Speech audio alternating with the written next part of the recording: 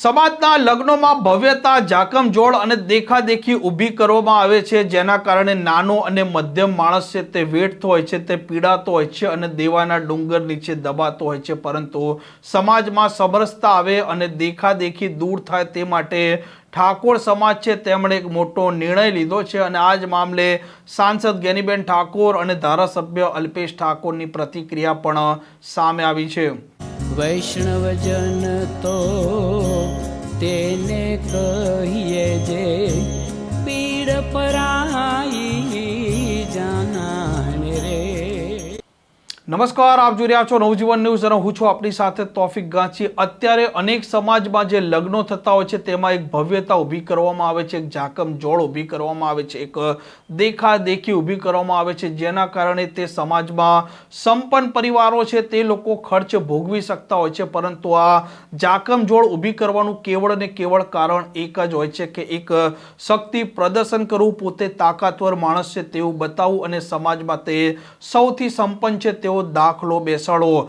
કેટલાક લોકો ઘરે લગ્ન કરતા હોય છે, કેટલાક સામૂહિક લગ્નો થતા હોય છે, કેટલાક સામૂહિક કાર્યક્રમો થતા હોય છે, તેમાં એક ભવ્યતા, એક જાકમજોળ ઊભી કરી દેવામાં આવે છે, જેમાં સંપન્ન પરિવારો છે તે તેમનું શક્તિ પ્રદર્શન કરતા હોય છે, પોતાની જે તાબેદારી છે, પોતાની દાવેદારી છે, પોતાની જે સરદારી છે તે યથાવત રાખવા માટે આવા માહોલો ઉપસ્થિત કરતા હોય છે અને તેના કારણે મધ્યમ વર્ગના લોકો અને નાના અને ગરીબ વર્ગના માણસો તે દબાઈ જતા હોય છે અને જાકમજોળના કારણે તે અંજાય છે અને ત્યાર પછી તેમના ઘરે પ્રસંગો છે તે સમયે તે મસ્ત મોટું દેવું કરે છે, લોન લે છે અને પ્રસંગો પાર પાડે છે. પરંતુ ઠાકોર સમાજમાં આ દેખાદેખી હવે દૂર થાય, સમાજમાં સમરસતા જળવાય તે માટે તેમણે એક નવું બંધારણ બનાવ્યું છે અને તેમાં સૌ કોઈ લોકો સમાન રહેશે. અને આ જ મામલે સાંસદ ગેનીબેન ઠાકોર અને ધારાસભ્ય અલ્પેશ ઠાકોરની પ્રતિક્રિયા પણ સામે આવી છે.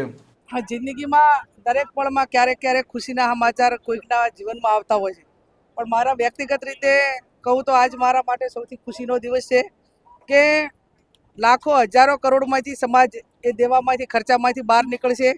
સમાજના પ્રસંગોમાં ખર્ચા ઓછા થાય, દીકરા દીકરીને ભણાવે, ક્યાંક નાના મોટી મિલકતો થઈ વેચવાનો વારો ન આવે અને ગરીબને પૈસા વચ્ચેનો જે ભેદભાવ છે એ ભેદભાવ દૂર થાય ને સમાજ એ સમરસતા તરફ બીજા સમાજોની હરોળમાં આગળ વધે, એ સપનું હતું. એને સાકાર કરવા માટેના અમારા પ્રયત્નો હતા. કંઈક અંશે એની અમે શરૂઆત કરી છે.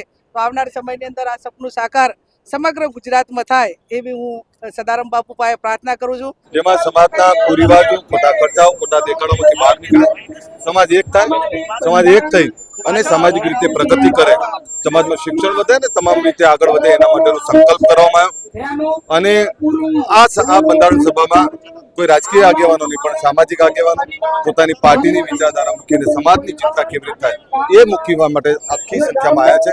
તમે જો છો હજારોની સંખ્યામાં લોકો સમર્થન કરવા આવ્યા છે અને આવનારા સમયમાં બંધારણનો સંપૂર્ણ અમલ થાય એના માટેનો પ્રયત્ન છે. આ સમાજના બદલાવની રીતે જો આ સમાજ બદલાવ ઉપર છે, આ સમાજ તમામ ક્ષેત્રે આગળ વધવા માટે જ્યારે વધી રહ્યો છે, બીજા સમાજો સાથે કદમથી કદમ મિલાવવા માટે કામ કરી રહ્યો છે, ત્યારે આ એના માટેનો પ્રયત્ન છે. આમ જે પ્રકારે ઠાકોર સમાજે એક નિર્ણય લીધો છે કે હવે સૌ કોઈ લોકો સમાન રહેશે અને લગ્નો કે અન્ય કાર્યક્રમોમાં જે પ્રકારે દેખાદેખી અને ભવ્યતા ઊભી થતી હોય છે તે હવે નહીં થાય. સમાજમાં જે પ્રકારે દૂષણો અને કુરિવાજો જે લોકો ઉપસ્થિત કરતા હોય છે તે પણ હવે નહીં કરી શકે અને જેથી કરીને નાના અને મધ્યમ વર્ગના લોકો છે તે પીડાશે પણ નહીં. અને આ જ ઠાકોર સમાજે જે પ્રકારે આ પહેલ કરી છે, આ પહેલમાંથી અનેક સમાજોએ શીખવાની પણ જરૂરિયાત છે, જેથી કરીને આ લગ્નોમાં કે અન્ય જે મોટા કાર્યક્રમોમાં જાકમજોળ ઊભી કરવામાં આવતી હોય છે, શક્તિ પ્રદર્શન ઊભું કરવામાં આવતું હોય છે, પરંતુ તેની આડઅસરના પરિણામે મધ્યમ અને નાના વર્ગના લોકો છે તેમણે